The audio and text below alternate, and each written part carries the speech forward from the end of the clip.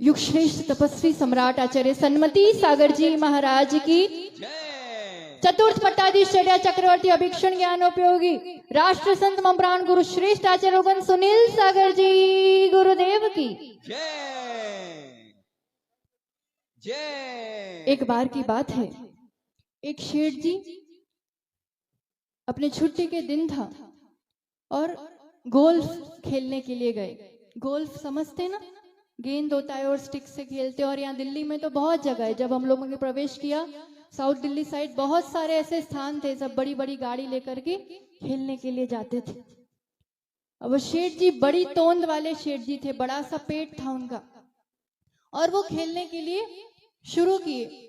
अब खेलने के लिए स्टिक हाथ में है, गेंद नीचे है, पर गेंद जब उनके पास है तो दोंद के नीचे छुप जाती है, तो उनको दिखती नहीं है, तो वो खेल नहीं पाते। तो क्या करते, गेंद थोड़ी दूर रख लेते। अब गेंद दूर है, दिख रही है, पर पहुंच नहीं पा रहे, तो खेल नहीं पा रहे। चल के थोड़ा पास पहुंचते, पास खड़े हो जाते, गेंद वापस दोंद के नीचे, पेट के नीचे छुप जाती, दिखती नहीं, खेल नहीं पाते। घंटों ऐसे निकल गए, पर वो ना गेम खेल पाए, ना उसको गोल तक, मंजिल तक पहुंचा पाए। ऐसी दयनीय स्थिति।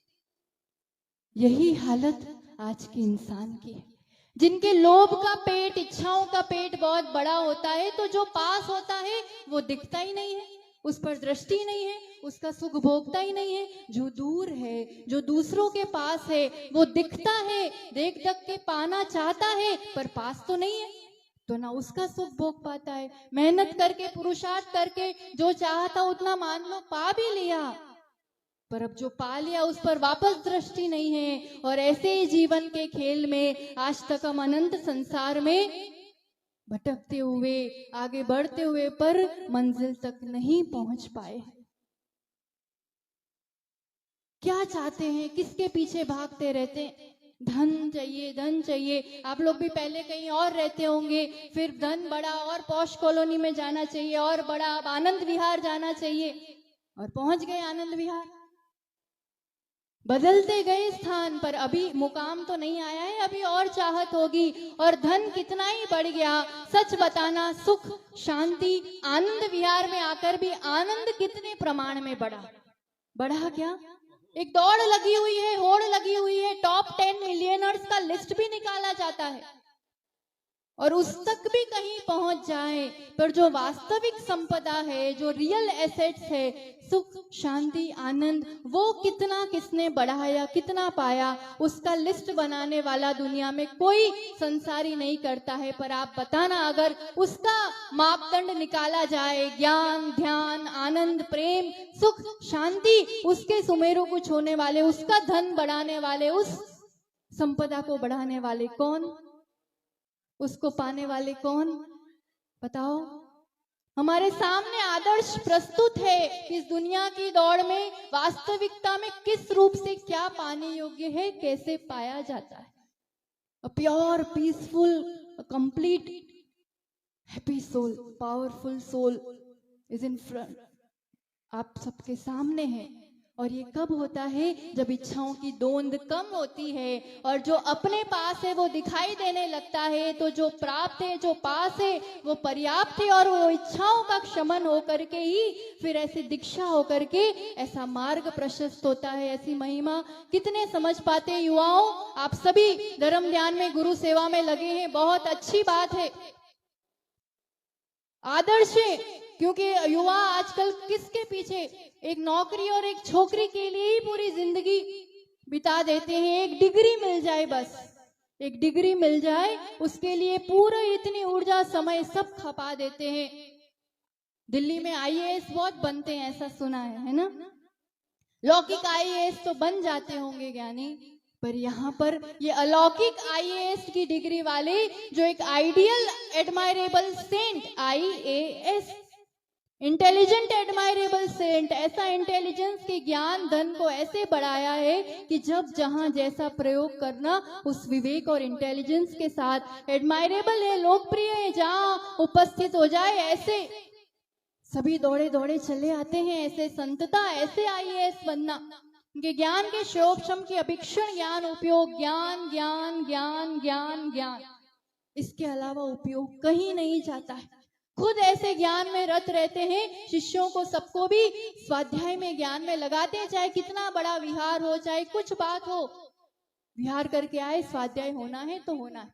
आपको बहुत आश्चर्य होगा सुनकर, क्योंकि सबका अनुभव है कि ज्ञान बढ़ता भी है तो बढ़ती एज के साथ मेमोरी घटती है। क्यों घटती है? बड़े होते हैं तो मेमोरी तो बढ़ना ही चाहिए ना। आपका तनाव बढ़ता है तो मेमोरी घटती है। ये ऐसे विरले संत आपके सामने हैं, जितनी उम्र बढ़ी मेमोरी पावर बढ़ता जाता है, विशुद्धि बढ़ती जाती है, निर्मलता बढ़ती जाती है। आज बचपन में जो पढ़ा होगा, कभी जो पढ़ा होगा, जो होगा वन टाइम रीडिंग, और पूरा अभी भी कहीं भी कुछ भी पूछ लो, डेटा एंट्री करोगे कंप्यूटर में टाइम लगेगा, ड्रम घूमेगा, आंसर आने में शायद आधी मिनट लग सकती है। यहाँ कुछ भी पूछ लो, पूरे जिनागम से, शास्त्रों से क्या अपडेटेड है, कहीं से भी कुछ भी पूछ लो, प्रमाण सहित, तुरंत गाथा नंबर, पेज नंबर सहित उत्तर मिलता है। ऐसा विशेषता ज्ञान का, ऐसा विकास इस पंचम काल में भी हुआ करता है, ऐसी विशुद्धि बढ़ती है। षटखंडागम का स्वाध्याय कितने संघों में आजकल लुप्त होता जा रहा है, कहाँ हो पा रहा है। आज उस प्रणाली को भी बनाकर रखना। और जब आज की पीढ़ी ऐसे देखती है कि ऐसी भरी गर्मी में 2.5 घंटे 3 घंटे लगातार किसी चीज में लगे हुए हैं, ना एसी है ना पंखा है, कैसे ऐसे क्या मिलता होगा, कुछ तो बात होगी। धारणाएं टूटती है। आप एसी में भी यूं ऐसे करके बैठ सकते हो, अशांत बैठ सकते हो, मुंह लटका के बैठ सकते हो। यहाँ कुछ संसाधन नहीं हो करके भी जो प्रसन्नता और प्रसन्नता दिखती है, वो धारणाओं को बदलने का काम करती है। आईआईटीज बनना है सबको, हटके ज्ञान होता है, सुना है ऐसा। आईआईटी बनो, वो आर्टिफिशियल इंटेलिजेंस तक पहुंचता है, रोबोटिक्स तक पहुंचता है, या इनर इंटेलिजेंस और टाइमिंग। आईआईटी ऐसा है कि वो महावीर की वाणी प्राकृत को आज के इस काल में लोगों तक सामने ला रहे हैं। युवा बन के क्या बनेगा? पूरी जिंदगी 4, 5, 10 साल लगा के सीए बनेगा। सीए बनेगा ना, लौकिक सीए बनेगा, खूब बैलेंस शीट बनाएगा, तो भी अपने संसार का अकाउंट बढ़ाता रहेगा। ये ऐसे सीए हैं, सीए मतलब चारित्र और अध्यात्म का संयोग। ऐसे सीए हैं जो भेद विज्ञान के साथ आचरण का पालन करते हैं। तो जहाँ बैलेंस शीट बनती है ना, तो सिर्फ संवर निर्जरा ही होती रहती है। एमबीए बनोगे, क्या बनोगे युवाओं बताओ? 1 डिग्री पाओगे, यहाँ सब डिग्री एक साथ मिल जाएगी। मैनेजमेंट करना है, इंडस्ट्रीज के स्वामी तो बन जाओगे, पर इंद्रियों के स्वामी बनना बहुत दुर्लभ है, और उस व्यापार के स्वामी है ये। मैनेजमेंट कैसे करते हैं? एमबीए, मौन का पावर, ब्रह्मचर्य का पावर, और ऑरा आभा मंडल का पावर है इनके पास, जिससे पूरा मैनेजमेंट करते हैं। आज अष्टमी है, सुबह से मौन है। दिन के 24 घंटे में 17 से 18 घंटा मौन रह करके भी आप घर में 4 लोगों को बोल के नहीं संभाल पाते हो। ये दिन भर मौन रह करके इतने विशाल संघ समाज सबको मार्गदर्शन देते हैं, मौन से मैनेजमेंट करते हैं। ब्रह्मचर्य का, शील का ऐसा पावर है, जहां उपस्थित हो जाए, जहां खड़े हो जाए, जो बात कह दे, कोई भी उसको मानने को, कोई भी उसको करने को तत्पर हो जाता है। उनका ऑरा, उनकी उपस्थिति, उनका आभा मंडल इतना जबरदस्त आकर्षण है कि वो कुछ नहीं बोलते हैं, किसी को नहीं देखते हैं, किसी को फोन नहीं लगाते हैं, तो भी दौड़े सब। यहाँ फोन की नहीं, मौन की टेलीपैथी काम करती है। डॉक्टर बहुत बनते हैं यहाँ पर, बनते हैं ना। एम्स यूनिवर्सिटी है, सबसे बड़े से बड़े डॉक्टर दिल्ली में ही बनते हैं। कितना ही बड़ा डॉक्टर बन जाए, पर आप अगर कुछ भी बात लेके जाओगे तो सबसे पहले रिपोर्ट निकलवाए। बिना रिपोर्ट के डॉक्टर कुछ नहीं आगे कर पाएगा, कुछ नहीं बता पाएगा। और उसमें भी आपका साता का उदय होगा, आयु होगी, तो उसका भी कुछ किया हुआ काम आएगा। ये ऐसे अलौकिक डॉक्टर हैं जो मिथ्यात्म रोग को नष्ट करते हैं। आचार्य रोगन ने बहुत सारी ऐसी कृतियां लिखी हैं, ऐसे कवि भी है, उनके कितने गुणों को, is a very good singer, भक्ति ऐसी कराएंगे कि सब नेगेटिविटी दूर हो जाएगी। Is a very good writer, अपनी उम्र से ज्यादा ग्रंथ वो लिख चुके हैं और आत्मोदय शतक में बहुत सुंदर पंक्तियां लिखी और कहते हैं, मिथ्यात्म ही रोग है सत दर्शन उपचार, ज्ञानी गुरु ही वैद्य है पथ्य विवेक विचार। सम्यक दर्शन का उपचार करते हैं, वो ऐसे स्पेशलिस्ट हैं जो भव भव के मिथ्यात्व का रोग मिटाते हैं। और वैसा तो है ही, पर अभी भी तात्कालिक कुछ ऐसी असाता हो तो ये ऐसे डॉक्टर हैं जो असाता को भी साता में परिवर्तित कर लेते हैं। सैकड़ों सैकड़ों उदाहरण है, पर अभी ताजा उदाहरण सुनाना चाहेंगे आपको। ये इतना बड़ा विशाल संघ तो दिख ही रहा है, पर साथ में 10 उपसंघ भी भारतवर्ष में प्रभावना कर रहे हैं। आचार्य भगवान के 10 उपसंघ गुरु आज्ञा से, उसमें आरिका सुविज्ञमती माता जी जो हम लोगों के साथ ही दीक्षा हुई थी और आज गुजरात में महती प्रभावना कर रहे हैं, थोड़ा श्वास अस्वस्थ हुआ, उल्टियां ज्यादा होने लगी, पेट दर्द होने लगा, तो डॉक्टर वैद्य जी को दिखाया और फिर नहीं समझ में आ रहा था तो रिपोर्ट निकलवाई और रिपोर्ट में ऐसा आया कि 11 mm का अपेंडिक्स, और उसकी वजह से उनको ये सब दिक्कत हो रही है और उसको कैसे भी करके ट्रीट करना पड़ेगा। ये बढ़ गया तो पॉइजन फैल सकता है, ये हो सकता है। अब डॉक्टर्स तो डॉक्टर्स है, स्थितिकरण करना सब थोड़ी जानते हैं और फिर चर्या भी सब नहीं समझते हैं। तो ऐसा घबरा दिया गया कि इतने वर्षों का संयम भी रह पाएगा कि नहीं रह पाएगा। और वो सीधा कुछ भी बात होती है शिष्य गुरु को ही याद किया करता है, और सीधा यहाँ तक बात आई, आचार्य भगवान को कहा कि ऐसा ऐसी बात है। आचार्य जी ने सबसे पहले यही कहा कि उनको कहो कुछ घबराने की बात नहीं है, सब सही होगा। और आप तो मोबाइल से मैसेज यहाँ से वहां पहुंचा सकते होंगे, उस पुद्गल से यहाँ इस चेतना से वो ऊर्जा उस चेतना तक ऐसी ऊर्जा पहुंचाई कि फिर उन्होंने रिपोर्ट निकलवाया तो रिपोर्ट में नील, कुछ भी नहीं था। डॉक्टर्स भी आश्चर्य कर जाते हैं कि ये कौन सा चमत्कार है, कैसे होता है। गुरु भक्ति में लगे रहने का क्या फल होता है, हमारे पास टाइम नहीं है, हमें ये करना है वो करना है। जब से दिल्ली की तरफ आगमन की थोड़े थोड़े संकेत थे, तब से ही जमादार परिवार लगा हुआ था, और जब उनकी तरफ घर की तरफ आने का हुआ तो चौका भी लगा घर पर भोलानाथ नगर में। अंकुर अशोक जमादार युवा,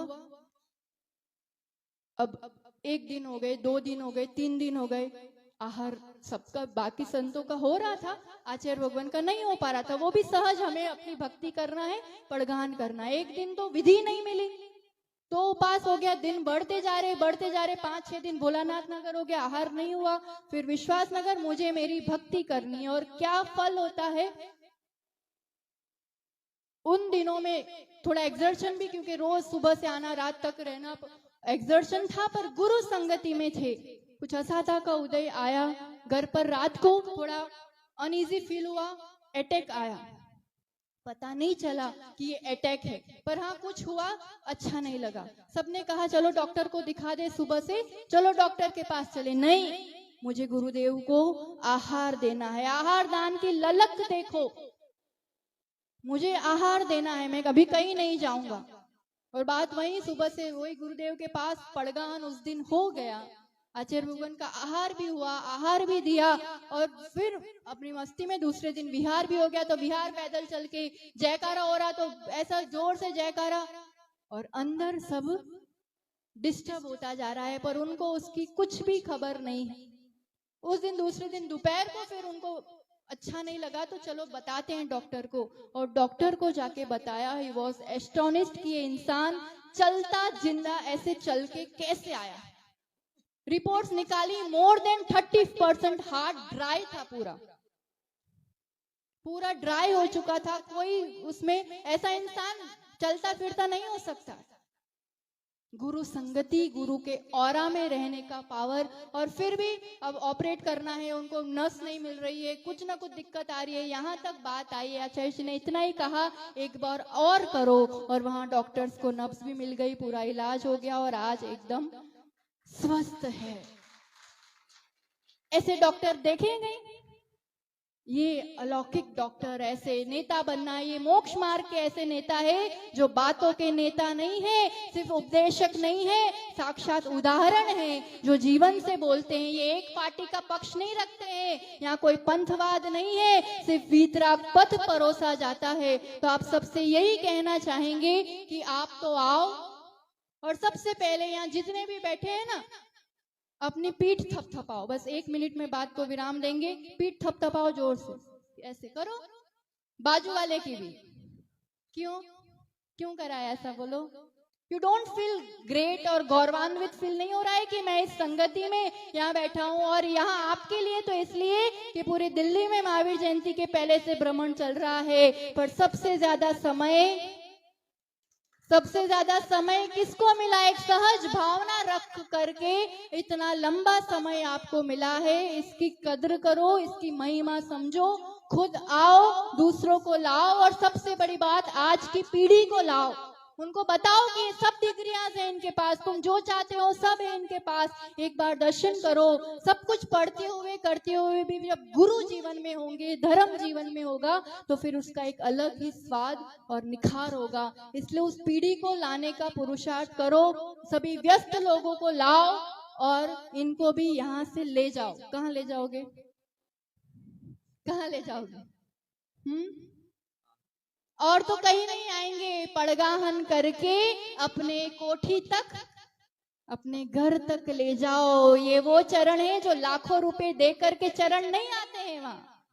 बस 2 दाल रोटी शुद्ध बना करके पड़गाहन करो। जागृति एन्क्लेव नाम है ना, तो नाम को सार्थक करो, क्योंकि कहते हैं जिनके घर में कोठी में गुरु के चरण नहीं पड़ते हैं वो श्मशान होता है, यानी जहाँ मुर्दे रहते हैं। ये तो जागृति एन्क्लेव है, सब जिंदा लोग रहते हैं, जागृत लोग रहते हैं। तो फिर ऐसा आलस, प्रमाद, भ्रम, सभी तरह का डर विकल्प छोड़ करके पुण्य कोश भरने का सौभाग्य आया है। बैनर पे लिखा है ना आप लोगों ने, तो वो ऐसे नहीं भरेगा। इस संगति में आना होगा, लाभ लेना होगा, पुण्य कोश को भरो, जीवन को सफल करो। इस रूप का सानिध्य समागम बहुत बहुत दुर्लभ हुआ करता है। तो ऐसे दुर्लभ सानिध्य में उस संगति से अपना कल्याण करे, पुण्य कोश भरे, खुद आए और आने वाले दिनों में सभी को लाए और लाभ ले। इसी दिव्य मंगल भावना के साथ जय बोलो आचार्य रघुवंश सुनील सागर जी गुरुदेव की।